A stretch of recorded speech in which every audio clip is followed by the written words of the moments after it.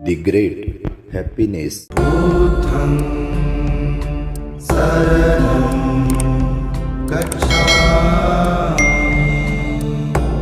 यो मातरं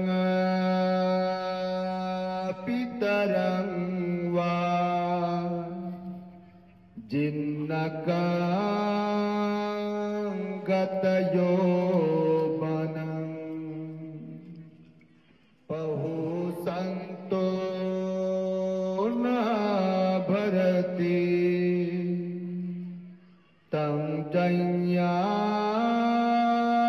वसलो इति।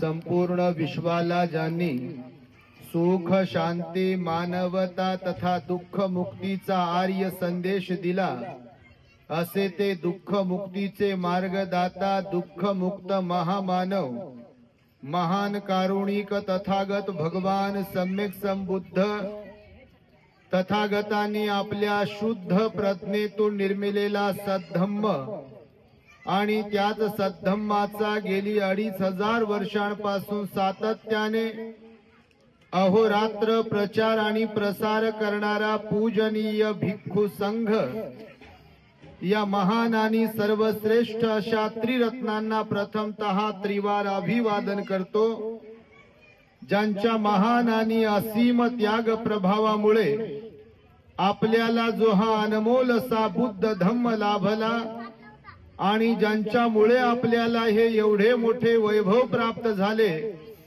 असे महान युग प्रवर्तक भारतीय राज्यघटनेचे शिल्पकार परमपूज्य बोधिसत्व डॉक्टर बाबासाहेब आंबेडकर या महामानवाच्या महान अशा धम्मक्रांतीमध्ये संपूर्ण जीवनाला समर्पित करून आज या ठिकाणी कालकथित बाबा जनार्दन हुमणे यांच्या स्मृतिप्रीत्यर्थ त्यांच्या पुण्यानुमोदन कार्यक्रमाच्या निमित्ताने त्यांचे सुपुत्र श्रद्धावान धम्म उपासक प्रशांत हुमणे आणि राहुल हुमणे तथा संपूर्ण हुमणे परिवाराने आम्हा भिक्खू संघास धम्म देसना देण्यासाठी या ठिकाणी निमंत्रित केले आहे।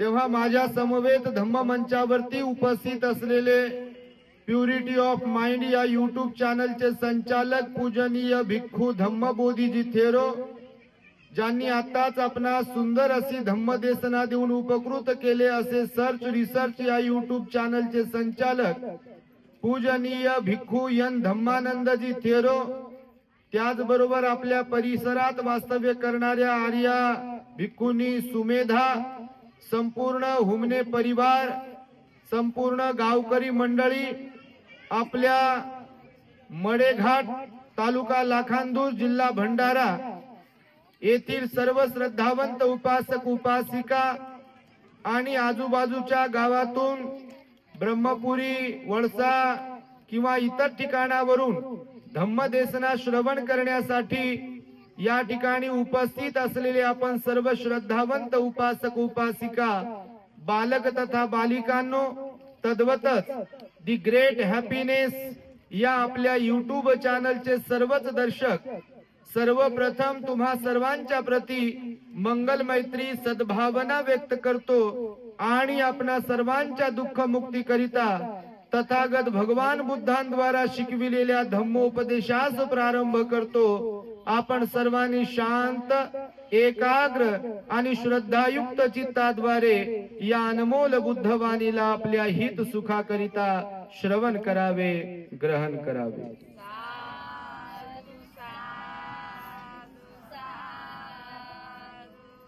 मागच्या वर्षी 28 जानेवारी 2024 रोजी आम्ही येथे निमंत्रित होतो। याच धम्म मंचावरून आम्ही धम्मदेसना दिली होती। अंधश्रद्धा आणि श्रद्धा यामध्ये काय फरक आहे, जगामध्ये 2 समस्या आहेत, या संदर्भात आम्ही धम्मदेसना दिलेली आहे। आपल्या चॅनल वरती ती धम्मदेसना आहे।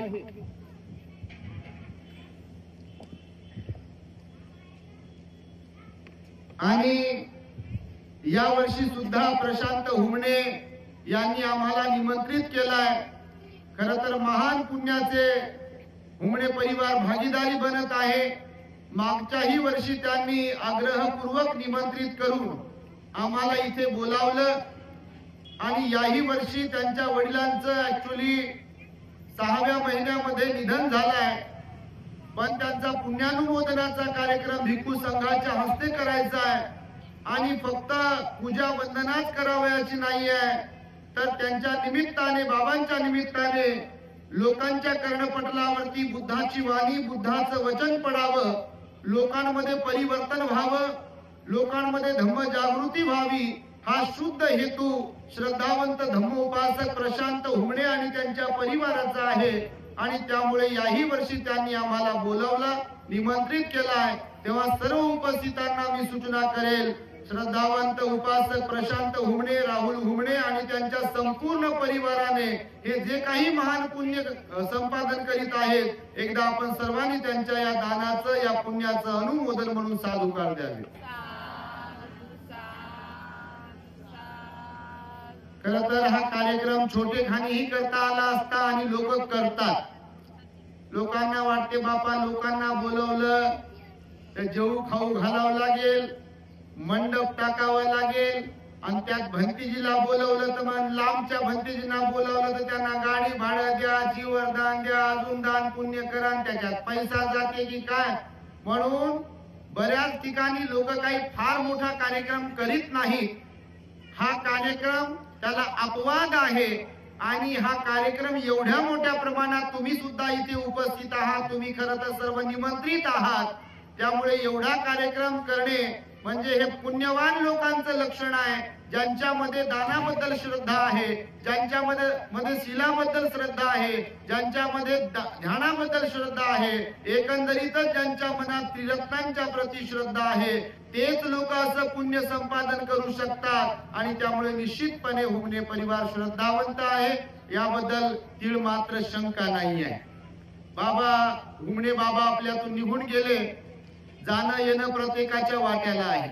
आम्ही नेहमी सांगतो आम्हीही जाणारेच आहोत आणि तुम्हीही जाणारेच आहात. म्हणजे असं म्हटल्यानंतर लगेचच कोणी जाणार नाही, मी जाणार नाही, तुम्ही जाणार नाही, म्हणजे घाबरू नका बापा.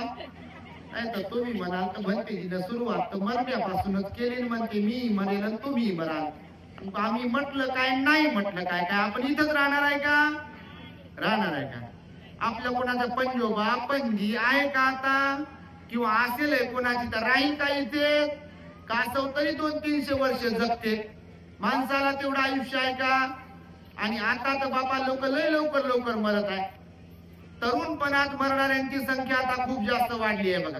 तारुण्यामध्ये लोक मरत आहे, कोणाला अटॅक येत आहे, कॅन्सरचं प्रमाण वाढलंय, बीपीचा प्रॉब्लेम वाढलेला आहे किंवा अजून शुगरचा प्रॉब्लेम वाढलेला आहे. असे कितीतरी आजार आ करून उभे आहेत. डॉक्टर्स भरपूर आहेत, हॉस्पिटल्स मोठमोठी आहेत, परंतु अनेक प्रकारचे दुर्धर आजार लोकांना ग्रासून टाकत आहेत. आणि त्यामुळे लहानपणामध्ये, तारुण्यामध्ये मरणाऱ्यांची संख्या वाढलेली आहे. आणि भगवंताचं तर वचनच आहे, भगवान बुद्ध म्हणाले प्रत्येक जण इथे जन्म गावावरून निघालेला आहे आणि तो मरण गावाकडे वाटचाल करत आहे. कुणाचं स्टेशन, कुणाचा स्टॉप कधी येईल हे सांगता येते का? म्हणजे कधी तर बऱ्याच ठिकाणी, बऱ्याच घरात असे होते, आई वडील आहेत पण मुलगा गेला तारुण्यामध्ये. होते का नाही असं? आई वडील जिवंत आहेत पण मुलगी गेली आहे, किंवा आजी आजोबा पण आहेत, मम्मी पप्पा पण आहेत आणि त्यांचा नातू गेलेला आहे. म्हणजे कुठल्या तरी कारणाने, ऍक्सिडेंट म्हणा किंवा एखादा रोग म्हणा किंवा अजून काही कारण म्हणा, मरण कुणालाही येऊ शकते, कधीही येऊ शकते, कुठेही येऊ शकते आणि कसेही येऊ शकते. हा निसर्गाचा नियम आहे. ज्याप्रमाणे एखाद्या झाडाला लागलेलं फळ, मग ते आंब्याचं असेल, जांभळाचं असेल, फणसाचं असेल किंवा चिकूचं असेल किंवा अजून कुठलं फळ असेल, झाडाला जेव्हा फळ लागते तर अगोदर फुलं लागतात त्याला, बरोबर आहे. आता बघा आंब्याला बहर येत आहे, आंबे अजून लागले नाहीये पण त्याला ते फुलं येत आहेत. आता ते फुलं येतात तर मोहरी एवढे आंबे असतात सुरुवातीला. तुम्ही बघितलं कधी? बघा आंबे जे असतात सुरुवातीला मोहरी एवढे असतात, म्हणजे फुलापासून ते मोहरी एवढा आंबा कैरी तयार होते आणि त्यातच मग मोठं मोठं मोठं होत कैरी होते, कच्चा आंबा तयार होतो आणि अजून नंतर पकतो आणि तो आंबा पिकतो आणि नंतर लोक खातात त्याला. तर बघा हे परिवर्तन आहे, बरोबर आहे. पण मला सांगा, एखाद्या झाडाला लागलेलं फळ ते फूल असताना आणि फुलं ही पूर्ण म्हणजे एखादी कळी असेल तर ती कळी पण जमिनीवर गळून पडू शकते. म्हणजे फूल होण्याच्या पूर्वीच ती कळी पण जमिनीवर गळून पडू शकते, किंवा फूल झालाय तर ते फूल झाल्यावरही ते जमिनीवर गळून पडू शकते. त्या फुलातून एखादा अंकुर फुटलाच आणि फळ जन्माला आलं तर ते फळ छोटं असतानाही पडू शकते, किंवा ते कच्चं असतानाही पडू शकते, अजून मोठं झाल्यानंतर पडू शकते, पानाला आल्यानंतरही पडू शकते आणि पिकल्यानंतरही खाली गळून पडू शकते. पानांचंही तसंच आहे. कधी कधी कोवळी पानही हवेमुळे खाली पडू शकतात. तुम्ही बघता कधी कोवळी पान, हवा सुटली आहे, जोरात हवा सुटली आहे, वादळ सुटलाय म्हणून कोवळी पानही झाडाची खाली पडतात. कधी कधी कोवळी किंवा थोडीशी पकलेली पण पानं जमिनीवर पडतात. कधी कधी पूर्ण पकलेली पानं, हिरवी पानं जमिनीवर गळून पडतात. तर कधी कधी झाडाला सुकतात, वाळतात आणि नंतर जमिनीवर गळून पडतात. बघा आपल्या जीवनाचं सुद्धा असंच आहे. कधी कुणाला आईच्या गर्भात असताना मृत्यू येतो, बरोबर आहे. कधी कधी कुणाला आईच्या गर्भात असताना मृत्यू येतो. कधी कधी बाळ जन्माला आल्याबरोबर मरते. बघा तुम्ही संसारिक आहात नाही का, तुमच्या अनेकांच्या वाट्याला ह्या सगळ्या गोष्टी येत असतात. अगदी बाल्य वयामध्ये जन्म झाला बाळाचा, बाळ जिवंत आहे असं समजते आणि डॉक्टर सांगते काहीतरी प्रॉब्लेम होता आणि ते बाळ दगावते. बघा कधी कधी रांगणार बाळ, जसं किसा गौतमीचं बाळ रांगत रांगत अंगणातल्या त्या फुलाच्या झाडाजवळ जाते, फुल तोडण्याचा प्रयत्न करते आणि सर्पदंश होते, त्याला साप चावते आणि ते मरते. ती किसा गौतमी आपल्या भगवंताकडे जाते लोकांच्या सांगण्यावरून, त्या बाळाला घेऊन मेलेल्या, भगवान माझ्या बाळाला जिवंत करा, माझं बाळ आता थोड्या वेळापूर्वी हसत होतं, रडत होतं, उठत होतं, बसत होतं, रांगत होतं, तुम्ही भगवान आहात, काहीतरी करा, माझी तुमच्यावरती श्रद्धा आहे, तुम्ही या बाळाला जरा बोलकं करा, रडायला म्हणजे करा, काहीतरी करा, याला जिवंत करा. तेव्हा भगवान तिला सांगतात की गावामध्ये जाऊन मुठभर मोहरी घेऊन ये.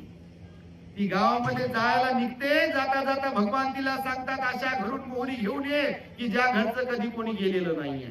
आता कुणाच्या घरी कोणी गेला असेल, मेला असेल तर माणसांचं डोकं काम करत नाही. किसा गौतमी त्या रडण्यामध्ये होती, क्रंदन करण्यामध्ये होती, ती गेली गावामध्ये आणि घरोघर जाऊन मोहरी मागत होती. मुठभर मोहरी द्या हो, भगवान माझ्या बाळाला जिवंत करणार आहे, मुठभर मोहरी द्या.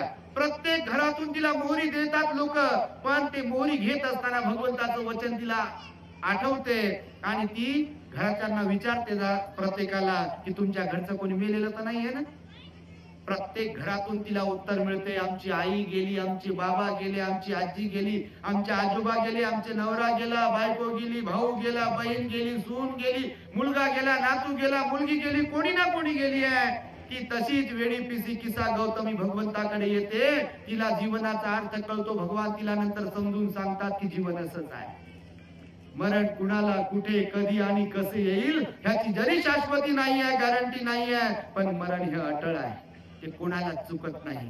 चांगलेही जातात, वाईटही जातात, श्रीमंतही जातात, गरीबही जातात, कोणत्याही जाती धर्माचं लेबल लावणारे लोकही जातात. कोणी असो, काळ गोर, शिकलेलं अशिक्षित असलेलं, श्रीमंत, गावातलं शहरातलं, कोणी असो, मरण हे प्रत्येकाच्या वाट्याला आहे. ते केव्हा येईल, कसे येईल, कुठे येईल हे सांगता येत नाही. कोणी कोणी घराच्या बाहेर मरते, कोणी कोणी आपल्या दारात मरते, तर कोणी आपल्या घरात मरते, कोणी बुद्धगयेला, कोणी काशीला, तर कोणी कुठं कुठं मरते. बघा कोणी अपघातात मरते, कोणी ठेच लागून मरते, कोणी बोलता बोलता ठसका लागून मरते. मरण केव्हाही येऊ शकते, हे भगवंताचं वचन. भगवान म्हणाले लक्षात ठेवा, म्हणून जर आपण मरण धर्मी आहोत तर मिळालेल्या आयुष्याचा आपण सदुपयोग केला पाहिजे. ही गोष्ट लक्षात ठेवा म्हणाले भगवान की आपण मरणारे आहोत. आणि जर खरं आपण मरणारे आहोत तर भगवान म्हणाले राग, द्वेष, लोभ, अहंकार, ईर्ष्या, संशय काय करता बाळगून, कारण आपण मरणारे आहोत. आणि मेल्यानंतर मग सगळं काही इथेच, आपण स्मशानात. उचला म्हणतात लोक, आता वास सुटते म्हणतात. अंगठी वगैरे राहिली का पहा म्हणतात, जरा कमरेला वगैरे काही ठेवलं होतं का ते काढून घ्या म्हणतात, जरा कानात बिनात काय आहे का ते काढून घ्या म्हणतात, जोडवे काढून घ्या म्हणतात, चैन हे काढून घ्या म्हणतात, पिशवी वगैरे ठेवली का ते पहा म्हणतात, पर्स बिर्स ठेवलं का ते पॉकेट ते पहा म्हणतात, ते काढून ठेवा म्हणतात सर्व. इवन ज्याच्यावर झोपले ते जर नवीन असेल ते ठेवून द्या म्हणतात. फक्त गोदडी बिदडी खराब झालेली असेल, उशी खराब झालेली असेल तर ती जाऊ द्या म्हणतात सोबत. नवीन महागाचं चांगलं चांगलं कोणी जाऊ म्हणत नाही की जाऊ द्या ना बापा. म्हणते का तुमच्याकडे म्हणतात का असं कोणी? त्यांनीच कमावलाय, त्यांनीच ते मेहनत केली आहे, त्यांनीच घेतलेला आहे आणि सोबत जाऊ द्या. चैन बिन काय असेल, 7 पीस 8 पीस कोणतं काय काय तुम्ही घालता, कानात नाकात गळ्यात पायात घालतात, कोणी म्हणते का गेल्यावर? म्हणते का? आई असो, वडील असो, बहीण असो, भाऊ असो, नवरा असो, बायको असो, मुलगा असो, मुलगी असो का कोणी असो, अगोदर लोक येतात आणि चेक करतात आणि जे काही असेल इथून घेऊन चालले ते इथं ठेवतात. आपल्यालाच म्हणतात गोवाडीला उचला म्हणतात. कोणी म्हणत नाही आईला उचला, बाबाला उचला, भावाला उचला, बायकोला उचला, नवऱ्याला उचला असं म्हणते का कोणी? काय म्हणतात? बॉडी उचला म्हणतात. म्हणजे सगळं डिलीट झालं, आपलं बटन दबलं की सगळं डिलीट आहे. आणि इथं आपण तर म्हणतो मोबाईल माझा, गाडी माझी, घर माझी, बायको माझी, नवरा माझा, पोरगा माझा, आणि आमचं जे आहे तसं कोणाकडेच नाही, आमचं जे आहे तसं कोणाकडेच नाही, आम्हाला जे जमते ते कोणालाच जमत नाही, माझ्यासारखं कोणीच नाही, आणि बटन दबलं की मुकच पडते. असं पोस्टमार्टम करा, डोकं फोडा, पोट फाडा, काय काय फाडा, उई नाही चुई नाही काहीच नाही. करते का माणूस? काहीच करू शकत नाही. तो मी असो का तुम्ही असो. आणि म्हणून भगवान बुद्धांनी सांगितलं बघा की मिळालेल्या आयुष्याचा सदुपयोग करा, चांगले राहा, स्वतः सुखाने राहा आणि इतरांनाही सुख वाटा. इतरांना सुख वाटाल तर स्वतः सुखी राहाल, इतरांना आनंद वाटाल तर स्वतः आनंदी राहाल, इतरांना दुःख द्याल तो आज नाही तो कल तुम भी दुखी बन जाओगे. कारण कर्माचा सिद्धांत सांगितला भगवंताने. आपण जसे कर्म करतो त्याचा परिणाम आज ना उद्या, उद्या ना परवा बरोबर तसाच भोगावा लागतो. आणि त्यामुळे आपण जीवन चांगल्या प्रकारे जगलो पाहिजे. मिळालेल्या आयुष्याचा आपल्याला सदुपयोग करता आला पाहिजे. इतरांचे अश्रू पुसणाऱ्यांपैकी असलो पाहिजे, इतरांच्या दुःखाला वाचा फोडणाऱ्यांपैकी असलो पाहिजे. लोकांना हिणवणारे, लोकांना त्रास देणारे, लोकांना रडवणारे आपण नसलो पाहिजे. जर आपण असे असेल तर आपल्याही बरोबर तसं घडते म्हणजे घडते. आज नाही तो कल, कल नाही तो परसो, परसो नाही तो तेरसो. पण बिलकुल आपण जसे जगाशी वागतो, जगाला जे देतो तेच आपल्या बरोबर घडत असते. हे भगवंताचं वचन लक्षात ठेवा. आणि म्हणून जनार्दन बाबा हुमणे आपल्यातून जरी निघून गेले, त्यांचे सुपुत्र जे काही आहेत प्रशांत हुमणे, राहुल हुमणे आणि त्यांचा परिवार हा अत्यंत श्रद्धावान आहे, पुण्यवान आहे. म्हणून बाबा जाऊन 6 महिने झाले आणि त्यांच्या स्मृती प्रीत्यर्थ त्यांचा पुण्यानुमोदनाच्या कार्यक्रमाच्या निमित्त भिक्षू संघाला एवढ्या लांबून बोलावून धम्मदेसनेचं आयोजन केलंय. फक्त तुम्हाला मांडे खाऊ घालण्यासाठीच बोलवलं नाही बाबा. मांडे नाही पुढे आहे ना. मी म्हटलं बाकी चुली कशाच्या पेटल्या तिकडं, बायाले जोरात कामाला लागल्या. मी म्हटलं विटा कुठे घेऊन चालले पोरं, तर तिकडे चुली पेटवल्या आणि तिकडे काय चपात्या भेटते. हे भोगणे तर लय मोठमोठे आहेत. यांना विचारलं पाहिजे त्यात काय आहे. ते भोजन तुमच्यासाठी आहे. प्रशांत हुमणेला म्हटलं बा लोकांना जेवण कधी आहे, ते म्हणे संध्याकाळी आहे. जेवणाला तर बापा लय लोक जेवणाला पंक्तीला तर सांगावं नाही लागत. पण तुम्ही प्रवचन ऐकायला पण एवढ्या मोठ्या प्रमाणात आलात. एकदा सर्वांच्यासाठी टाळ्या वाजवा तुम्ही स्वतःच्या. तुम्ही श्रद्धावान आहात, तुम्ही धार्मिक आहात, निश्चितच धार्मिक आहात. मागच्याही वेळेला आम्ही आलो तर फार गर्दी होती आणि आताही गर्दी आहे या धम्मदेसनेच्या कार्यक्रमाला. आणि संध्याकाळी तर डबल गर्दी होईलच बाप्पा. त्याच्यात काही तर तीळ मात्र शंकाच नाही. आणि त्यामुळे बघा छोटासा व्यवहारिक उपदेश मी तुम्हाला देतो आहे. 4 प्रकारचे पुत्र असतात ह्याच्याबद्दल मी तुम्हाला उपदेश देईन. लक्षपूर्वक ऐका, कारण हा व्यवहारिक उपदेश आहे. जरा दृष्टांत सांगून उपदेश देणार आहे. भगवंतानं तर ही जी गाथा म्हणालो ना मी प्रारंभिक, ही वत्सल सुक्तातील गाथा आहे. कोणत्या सुक्तातील? वत्सल सुक्त आहे. भगवंताचा उपदेश आहे. भगवंतानं त्या उपदेशामध्ये सांगितलं आहे की नीच कोणाला म्हणावे. नीच समजते? नीच कोणाला म्हणावे, मूर्ख कोणाला म्हणावे. एकदम म्हणजे नीच शब्दच आहे. नीच म्हणजे एकदम फालतू माणूस, कामातून गेलेला म्हणजे माणूस, बाई कोणी पण असो, एकदम मूर्ख, महामूर्ख ज्याला म्हणू. तर नीच प्रवृत्ती जी असते ना, तर भगवंताला विचारलं होतं नीच कोण आहे या जगामध्ये. एकदा भगवंतालाच एक व्यक्ती म्हणाला होता की तुम्ही नीच आहे. मग भगवंतानं त्याला प्रतिप्रश्न केला की तुला माहिती आहे का नीच कोणाला म्हणतात ते. मग तो म्हणाला की मला तर माहित नाही, तुम्ही तर बुद्ध आहे, मग सांगा कोणाला नीच म्हणतात. तर भगवान बुद्धांनी त्या ठिकाणी वत्सल सुत्ताचा उपदेश केला होता. आपल्या ती ग्रेट हॅपीनेस चॅनल वरती वत्सल सुत्ता मध्ये भगवंतानं जो उपदेश दिला तो आहे. तुम्ही जर आपल्या चॅनलला फॉलो करत असाल तर निश्चितपणे तो तुम्हाला ऐकायला मिळेल. आपल्यापैकी बरेच जण दी ग्रेट हॅपीनेस चॅनलला फॉलो करतात, प्रवचन ऐकतात आणि म्हणूनच तुम्ही लांबून लांबून कुठून आलात प्रवचन ऐकण्यासाठी. तर त्या वत्सल सुत्तातील गाथा मी सुरुवातीला म्हणालो बघा, हे यो मातरम पितरम वा. भगवान बुद्ध या गाथेमध्ये म्हणतात की समर्थ असून, लक्षपूर्वक ऐका, तुम्ही संसारिक आहात आणि हा उपदेश सार्वजनिक आहे. बरं झालं वरती भोंगे लावले, कारण गावात सर्व जाती धर्माचे लोक असतीलच ना.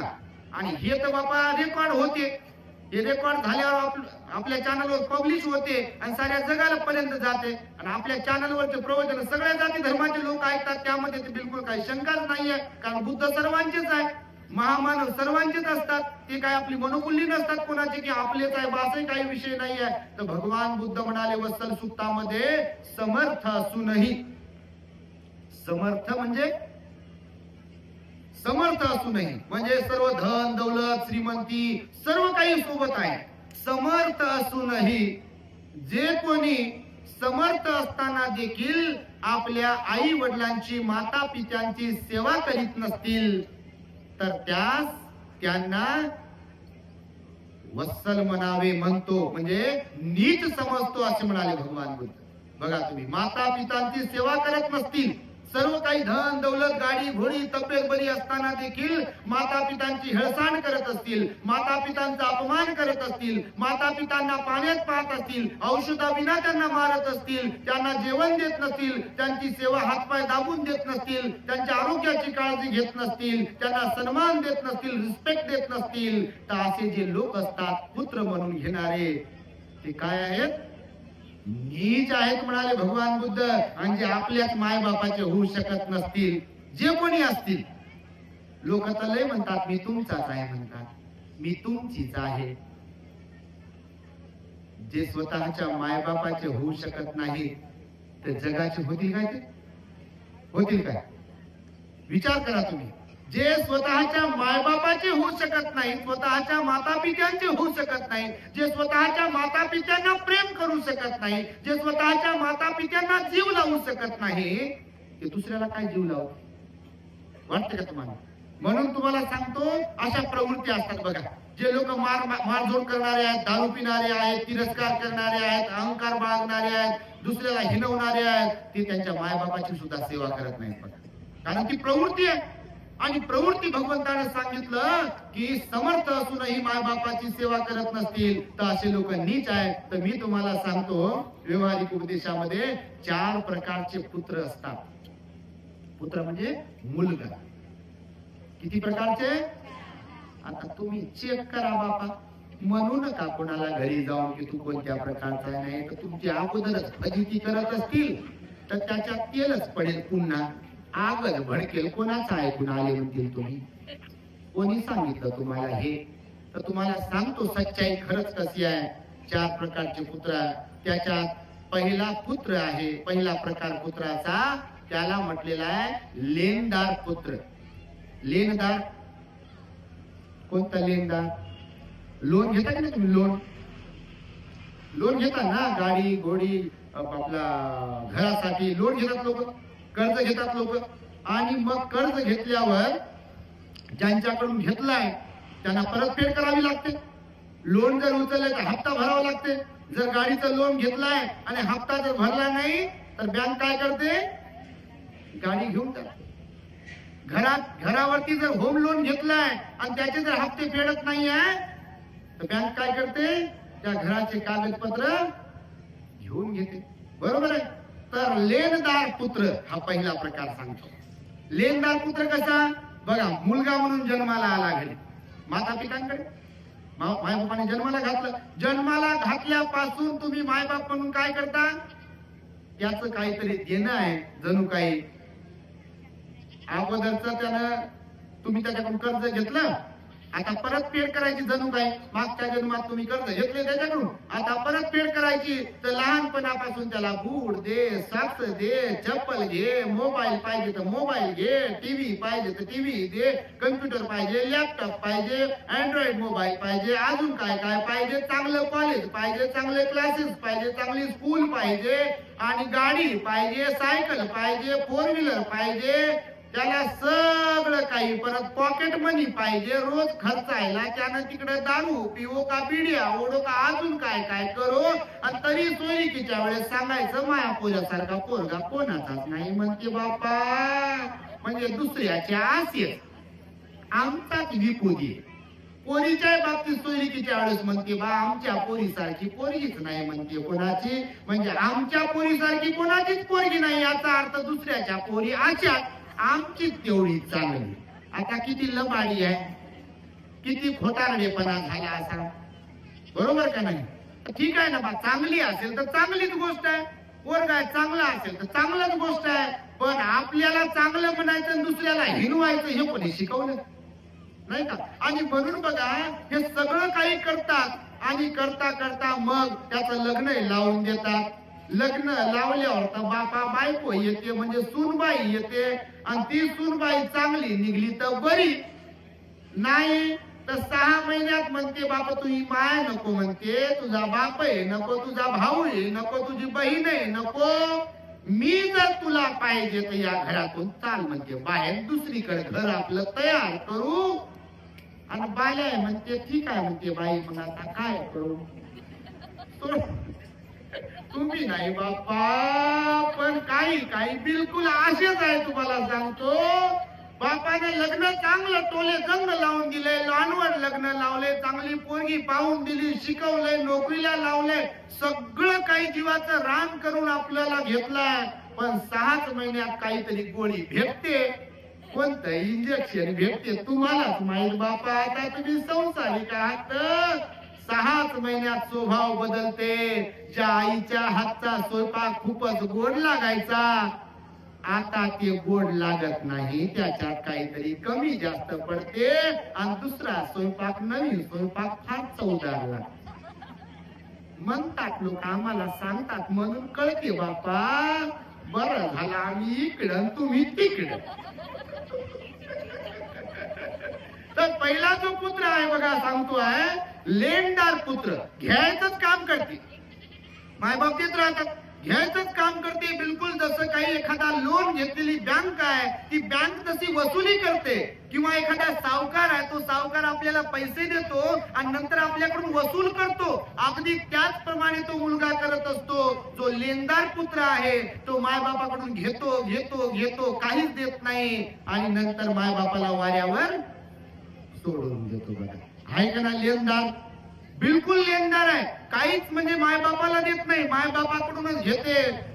आमच्याकडे म्हणतात बघा ते बापाची मता, म्हणजे बाप की ठेव, काय म्हणतात, म्हणजे मायबापाची ठेव, बाप की कमाई, बापाच्या कमाईवर जगतात बघा आजही लोक. काही काही मायबापाने कमवलंय, जीवाचं रान करून, काबाड कष्ट करून, राबून मायबाप कमवतात. आणि हे एकदम स्वतःला यानं कामातून घातलंय.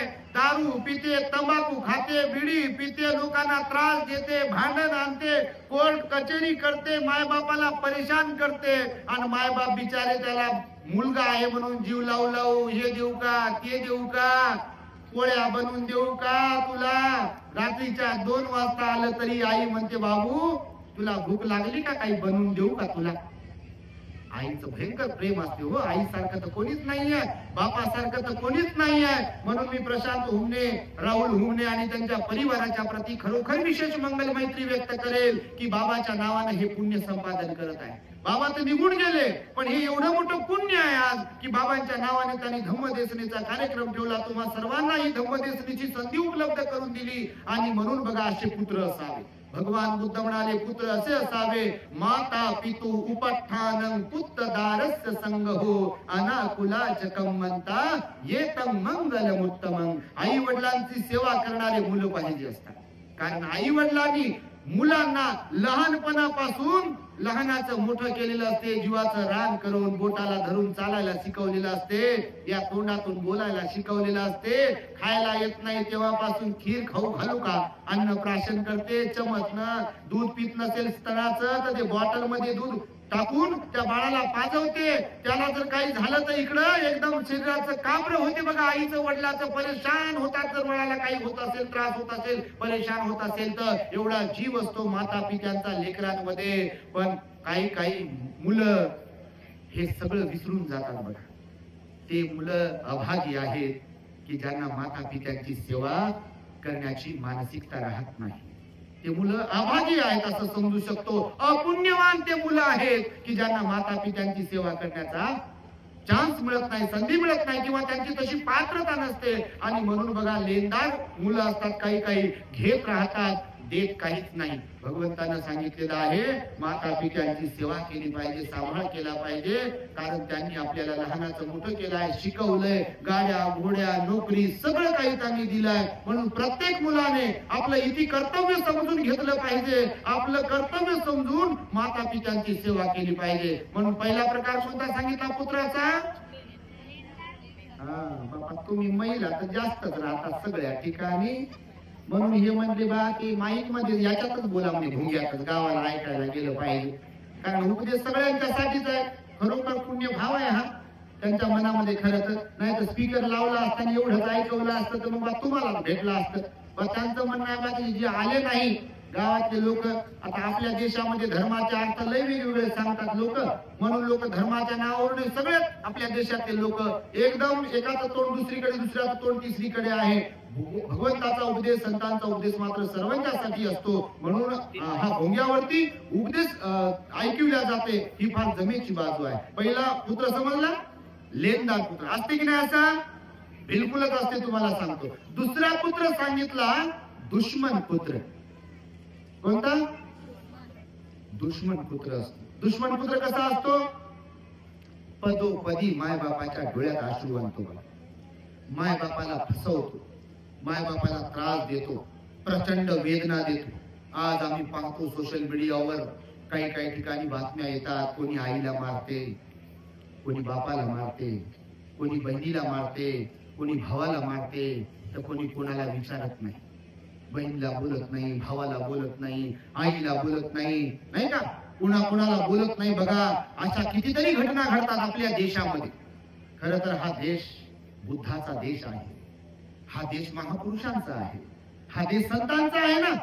पण तरी सुद्धा या देशामध्ये जे लोक धर्माला सर्वोच्च स्थानी मानतात, पण मानणं वेगळं आणि हकीकत मध्ये आपण धार्मिक असणं वेगळं. धर्माला रंग नसतो, पण आपल्या देशातल्या लोकांनी धर्मालाही रंगवलेला आहे. हे सार्वजनिक बोलतो मी.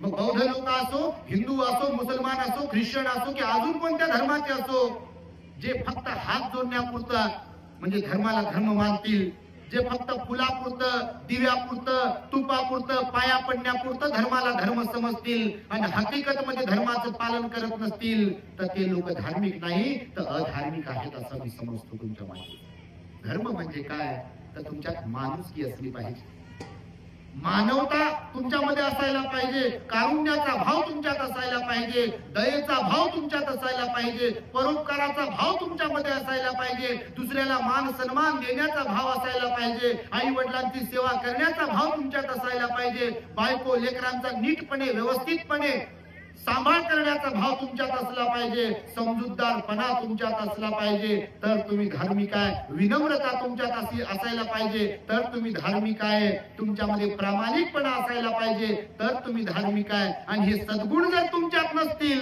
आणि रोजच्या रोज नुसते हात जोडत असतील, टाळ्या वाजवत असतील, डोकं टेकवत असतील, पाया पडत असतील कोणत्याही जाती धर्माचे लोक, तर ते ढोंगी लोक आहेत तुमच्या माहितीचं. म्हणजे स्वतःला धार्मिक समजायचं, लोकांनाही सांगायचं मी फारच धार्मिक आहे, आणि नुसते अवगुण भरलेले आहे ठासून काय की ढेकळाची धार्मिकता आली. बघा तुम्ही धार्मिकता कशाला म्हणाले? भगवान बुद्ध ज्यांच्यात सज्जनपणा आहे, ज्यांच्यात शील आहे, सदाचार आहे, नीतिमत्ता आहे, विनम्रता आहे, त्याला धार्मिक म्हणाले भगवान बुद्ध. आणि म्हणून भगवान बुद्धांनी सांगितलं की या जगामध्ये असेही काही लोक आहेत की जे आपल्या आई वडिलांची हेळसांड करतात. म्हणून दुश्मन पुत्र जे मी तुम्हाला सांगतोय, आजही या जगात दुश्मन पुत्र आहेत. कालही होते, उद्याही राहतील. त्यांचं प्रमाण कमी जास्त असेल, परंतु दुश्मन पुत्र सगळीकडे सापडतील. तुम्हाला तुमच्या गावात सापडतील, तुमच्या तालुक्यात सापडतील, तुमच्या जिल्ह्यात सापडतील, तुमच्या एरियात सापडतील. सगळीकडे दुश्मन पुत्र असतात. आई वडिलांची गिनती करत नाही, आई वडिलांना परेशान करतात. एक दृष्टांत मी नेहमी सांगतो बघा, या संदर्भातील हा विषय निघाला म्हणून तुम्हाला मी दृष्टांत सांगतो. एकदा म्हणजे घडलेली हकीकत आहे, तुम्हाला मी सांगतो. एकदा एकुलता एक मुलगा, आई वडिलांनी त्याचं लग्न लावून दिलं. घडलेली हकीकत सांगतो तुम्हाला. आई वडील खरंच खूप प्रेम करतात. ज्यांना आहेत त्यांना त्यांची किंमत कळत नाही, आणि ज्यांचे निघून गेले ते गेल्यावर डोळ्यात अश्रू आणतात. ही हकीकत आहे जगाची, तुमच्या माहितीसाठी. कारण जे आपल्या जवळ असते, जे जेव्हा आपलं असते, तेव्हा त्याची आपल्याला फारशी किंमत कळत नाही. जेव्हा आपल्यापासून निघून जाते किंवा संपते, तेव्हा त्याची किंमत आपल्याला कळते. जे भिकारी लोक असतात ना, कधी पहा, तुम्हाला एक उदाहरण म्हणून सांगतो.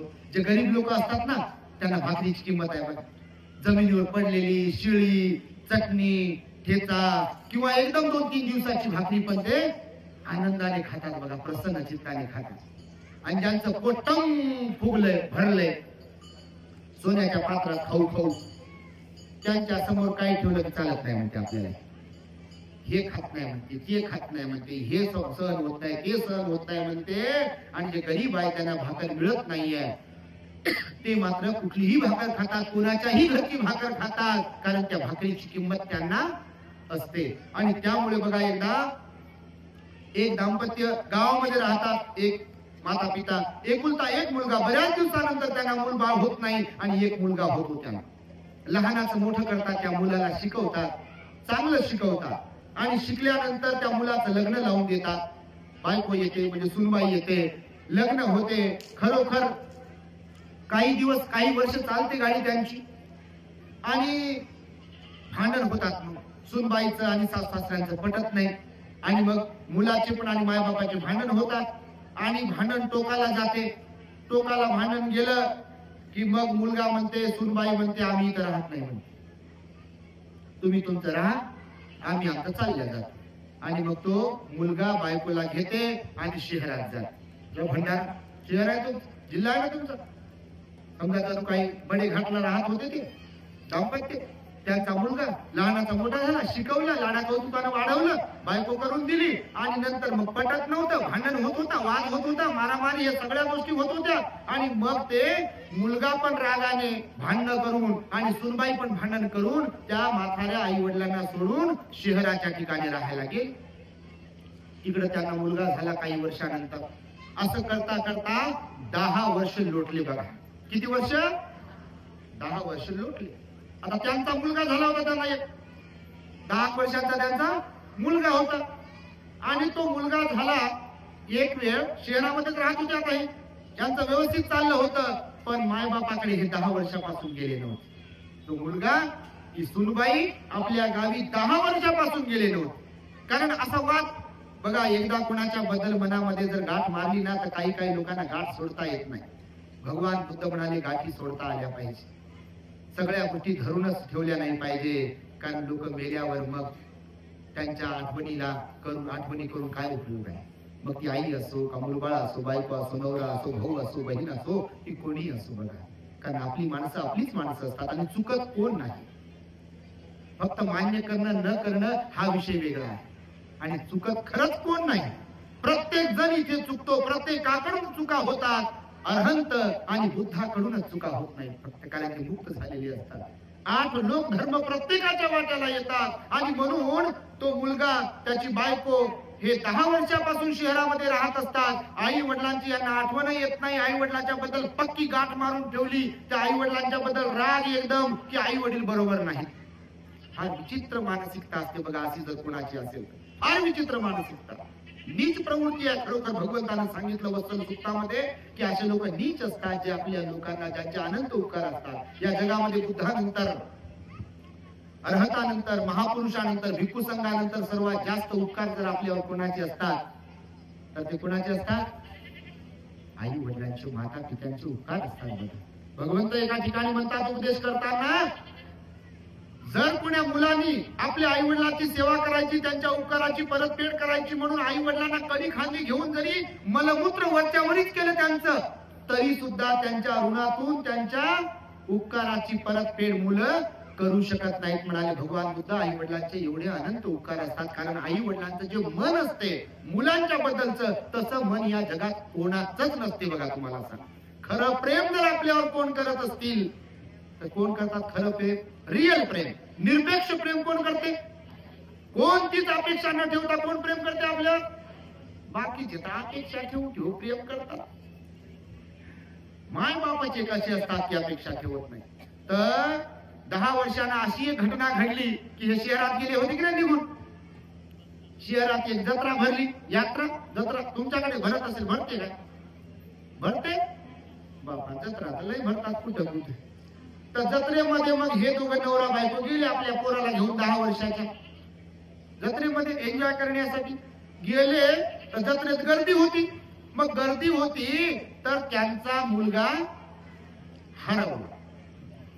मुलगा हरवला तर तुम्ही कल्पनाच करा, तुमचा मुलगा हरवल्यावर तुमची काय मानसिकता होईल?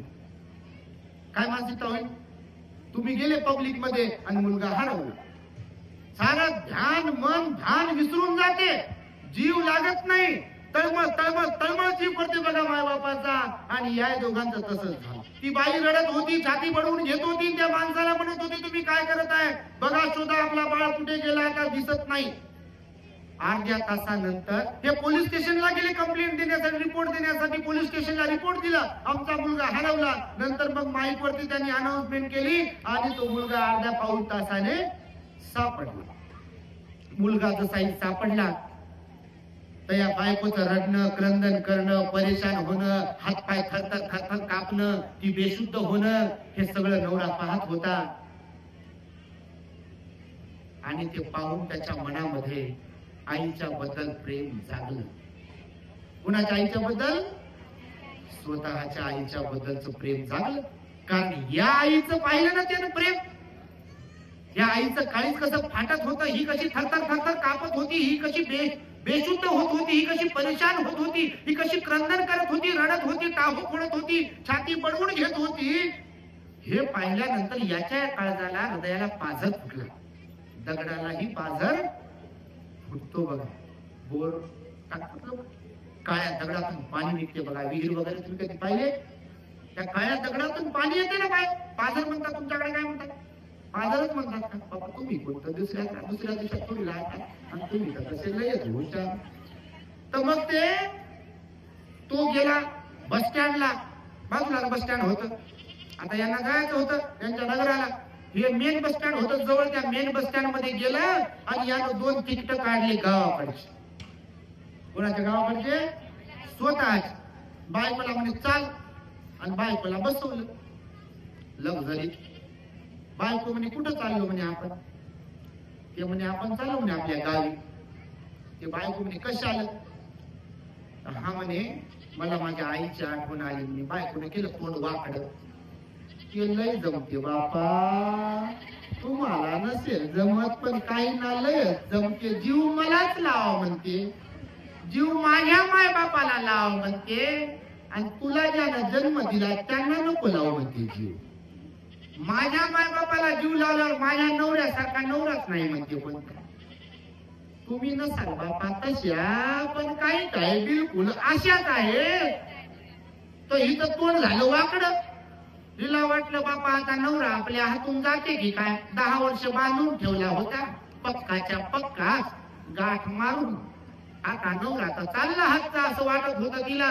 ती म्हणाली कशाला जायचे गावाकडे, मायबाप तुमचे बरोबर नाही, आपल्याला भांडून हाकलून लावले वगैरे वगैरे. तर तो तिला म्हणे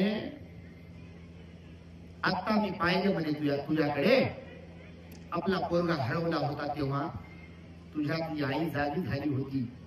अर्धा तास मुलगा तुला सापडला नाही, दिसला नाही, म्हणून तू धाय मोकलून रडत होती, क्रंदन करत होती, छाती बडवून घेत होती, टाहो फोडला, तू परेशान होत होती, मला रागावत होती, माझ्यावर चिडत होती पोरगा शोधून द्या म्हणू.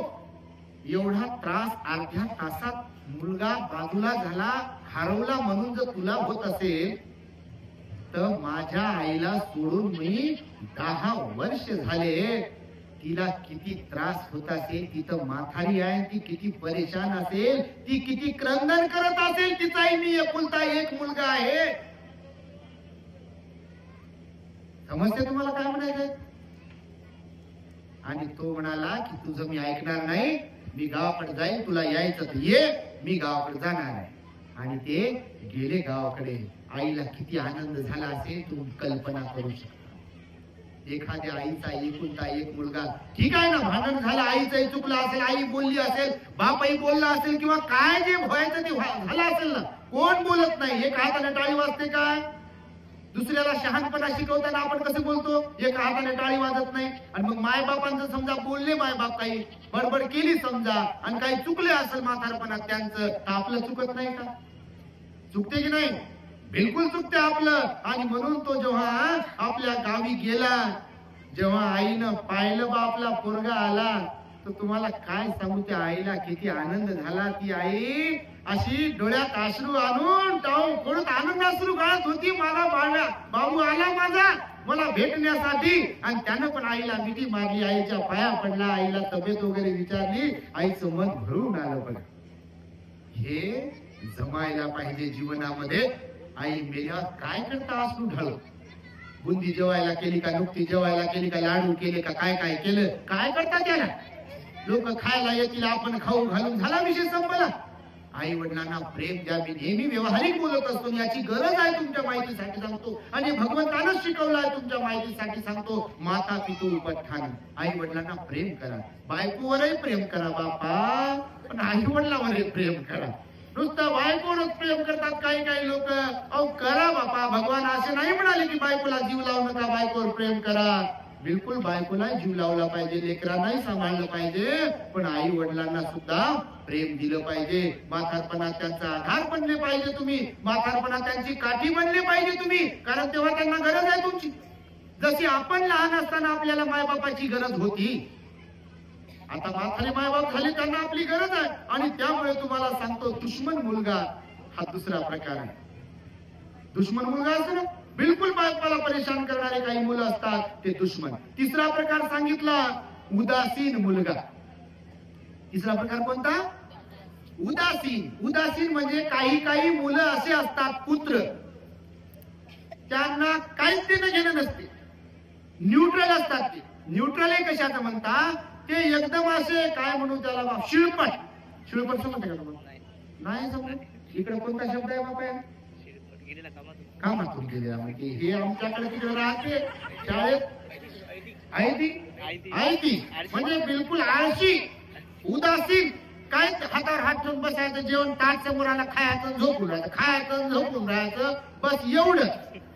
त्या आई वडिलाचं महत्व नाही, त्या बायकोकडे लक्ष नाही, त्या लेकराकडे लक्ष नाही. मायबापांना लग्न लावून दिलं म्हणून लेकरं केले, त्या लेकरांना मोठा करण्याचा काही संबंध नाही. तूच मोठं करन, तूच सांभाळन, तूच कामाला जाण, मायबापाने आणलंय तेवढं त्यांना द्यायचं. असे काही काही असतात बाबा. तुम्ही नसाल इथं बसलेले कोणी, पण फक्त खात राहायचं आणि झोपायचं, काय ते नाही. ते जीवही लावत नाही तर भांडणही करत नाही.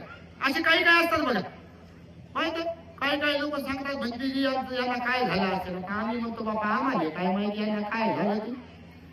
हे म्हणते बा खाते झोपते, खाते झोपते, भांडणही करत नाही, रुसत नाही, रागावत नाही, फुगत नाही, प्रेमही करत नाही, जीवही लावत नाही, आणि काहीच नाही, एकदम नसल्यासारखे काही काही लोक असतात.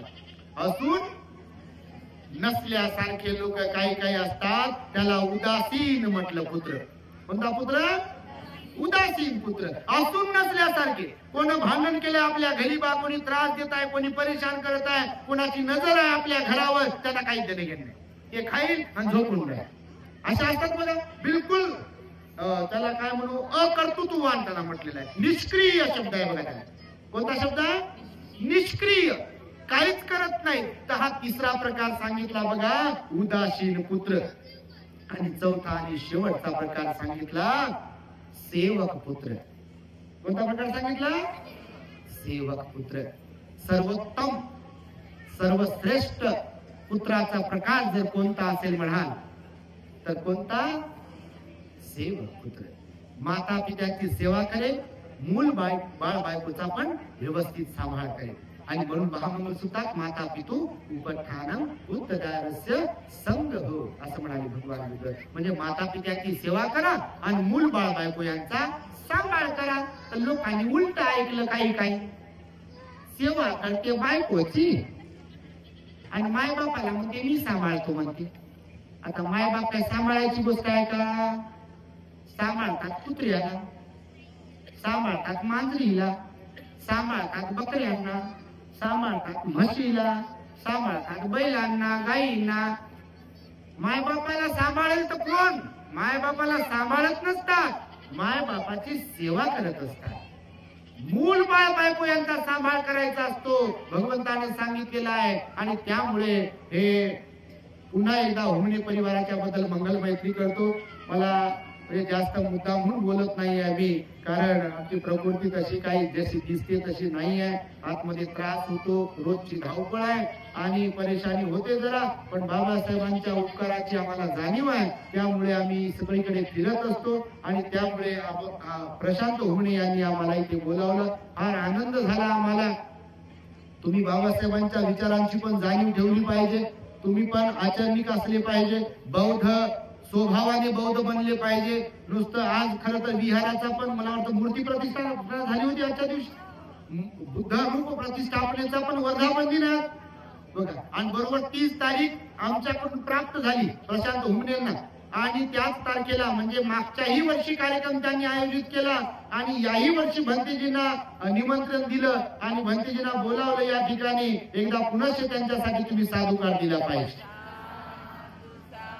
नाही तर बापा कार्यक्रम संपेल, जेवण करायचं, निघून जायचं. त्यांच्याकडे जास्तच पैसे झाले वाटते म्हणायचं. त्याने पाप लागते बापा. भगवान बुद्ध म्हणाले कोणी पुण्य करत असेल, कोणी चांगलं काम करत असेल तर त्यांच्या प्रति कृतज्ञता व्यक्त केली पाहिजे, साधुवाद दिला पाहिजे, अनुमोदन दिलं पाहिजे. हे साधू जे तुम्ही म्हणतो ना आपण भगवंताच्या धर्मामध्ये, साधुकार म्हणजे अनुमोदन करणे. जर कोणी पुण्य कर्म करत आहे, कुशल कर्म करत आहे, चांगलं कर्म करत आहे तर आपण तर करत नाहीये.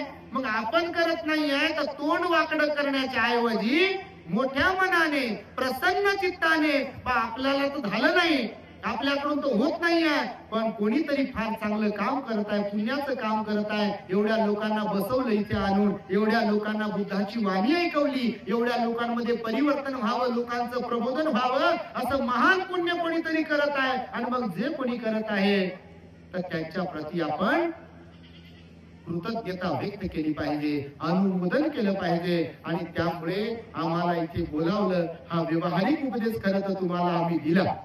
हा मनचाच उपदेश आहे, पण हा हकीकतवालाच उपदेश आहे. वाटत नाही का तुम्हाला खरंच असे 4 पुत्र असतात म्हणून? आहेत की नाही?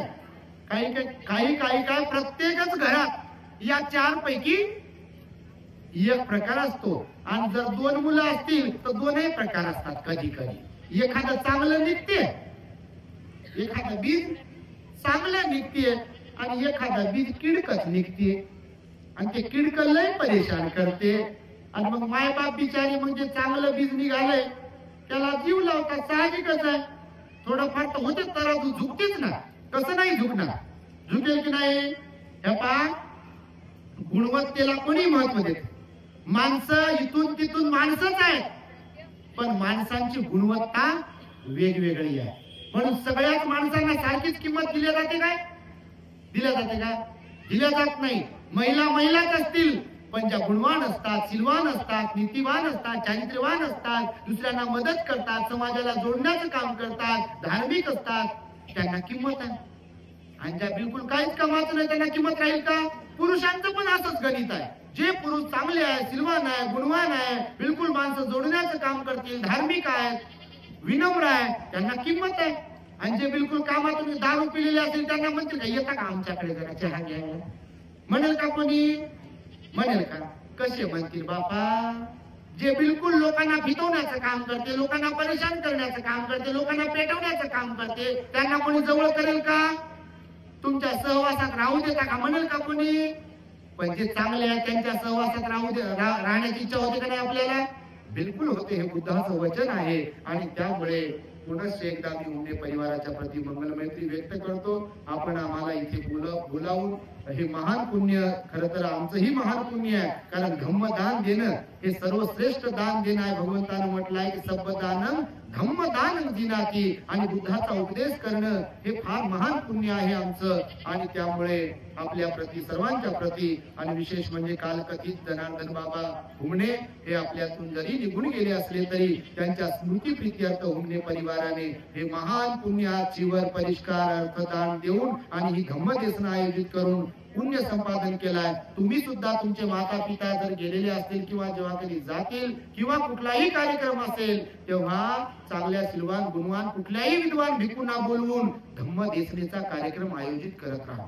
फक्त परित्राणच घेत राहू नका, तर धम्मदेशनेचे कार्यक्रमही ठेवत जा, कारण लोकांचं प्रबोधन होणं ही काळाची गरज आहे. तुमच्या माहितीसाठी सांगतो, परित्राणही जरुरी आहे, बुद्ध पूजा पण जरुरी आहे, पण धम्माची देशना त्यापेक्षा जास्त जरुरी आहे. तुमच्या माहितीसाठी सांगतो. आणि म्हणून तुम्ही सुद्धा चिवरदान, परिष्काराचं दान भिक्षू संघाला बोलावून आपल्या माता पित्यांच्या निमित्ताने केलं पाहिजे, कारण त्यांचे पंच उपादान स्कंद जिथे कुठे उत्पन्न झालेले असतात त्यांना सुगती प्राप्त करून देण्यासाठी सुद्धा हे पुण्यकर्म, मरणोपरांत केलं जाणारं पुण्यकर्म अत्यंत आवश्यक आहे. कधी कधी कुणाला असंही वाटत असेल की गेल्यानंतर काय असते, तर भगवंताने त्याच्याही बद्दल बोललेलं आहे. म्हणजे मी विषय घेत नाहीये दुसरा, पण सांगतो शेवटचा पॉईंट. कोणाला असं वाटायला नको की मेल्यावर काही नसते, बिलकुल मेल्यावर काही असते, कारण आपण भवचक्रात आहोत. आपण काय अरहंत थोडी झालो.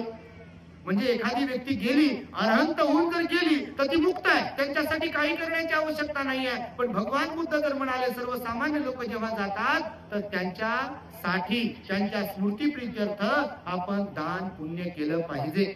वेगवेगळ्या प्रकारचं दान पुण्य करण्याचा उपदेश भगवान बुद्धांनी दिलेला आहे. त्यांच्या सुगतीसाठी पुण्यकर्म करण्याची परंपरा भगवान बुद्धांनी सांगितली आहे. बौद्ध धर्माचा त्यासाठी आपण अभ्यास केला पाहिजे, तर तुम्हाला ह्या सगळ्या गोष्टी समजतील. आणि म्हणून सर्वांच्या प्रती मंगलमैत्री व्यक्त करतो आणि माझ्या शब्दांना पूर्ण विराम देतो. भवतो सब्ब मंगलम् रक्षन्तु सब्ब देवता सब्ब बुद्धानुभावेन सदा सुखी भवन्तु ते. भवतु सब्ब मंगलम् रक्षन्तु सब्ब देवता सब्ब धम्मानुभावेन सदा सुखी भवन्तु ते. भवतु सब्ब मंगलम् रक्षन्तु सब्ब देवता सब्ब संघानुभावेन सदा सुखी भवन्तु ते.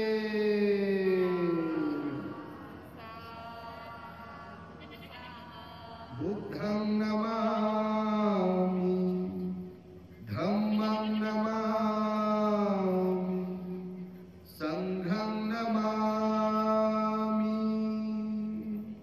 The great happiness. बुद्धं शरणं गच्छामि.